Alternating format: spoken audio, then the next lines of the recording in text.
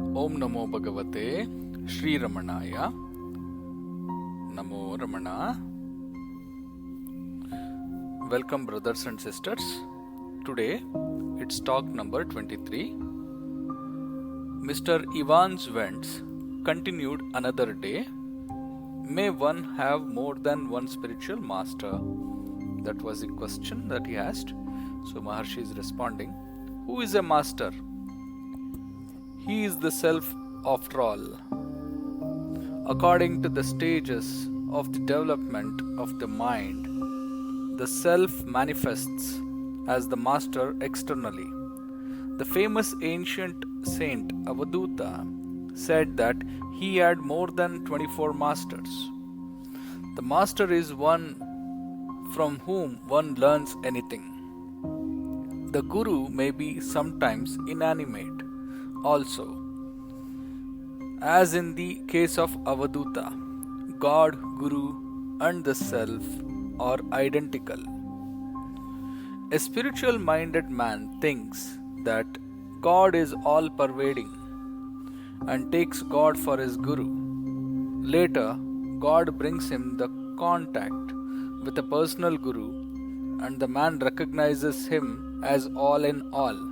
Lastly, the same man is made by the grace of the Master to feel that his self is the reality and nothing else. Thus, he finds the self is the Master. Devotee. Does Sri Bhagavan initiate his disciples? Maharshi kept silent.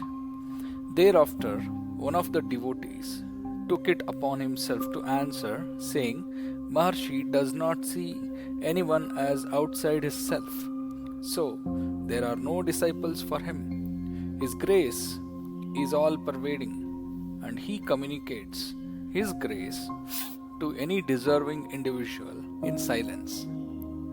Devotee. How does book lore help in self-realization? The person in the hall. Only so far as to make one spiritually minded. Devotee. How far does intellect help? The same person. Only so far as to make one sink the intellect in the ego and the ego in the self. So in Talk 23, Mr. Ivan's Vents asked a thought-provoking question. May one have more than one spiritual master? So Maharshi responded by pointing to the essence of the master.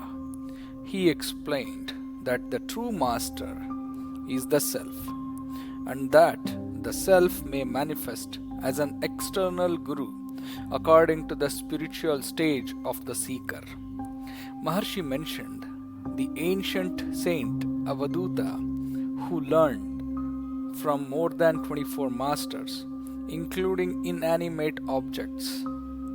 This highlights that a master is anyone or anything from which one learns a valuable spiritual lesson. In truth, God, the Guru, and the Self are identical.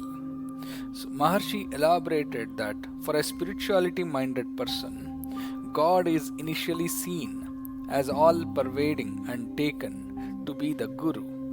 Later, through grace, this person may come into contact with a personal Guru and recognize him as embodying everything. Finally, with the Master grace, the seeker realizes that their own self is the ultimate reality, and that the Master, too, is nothing but the self. When asked if Maharshi initiates his disciples, a devotee replied that the Maharshi does not see anyone as separate from his own self, so he has no disciples in the conventional sense. His grace, however, is all pervading and is communicated silently to any deserving individual.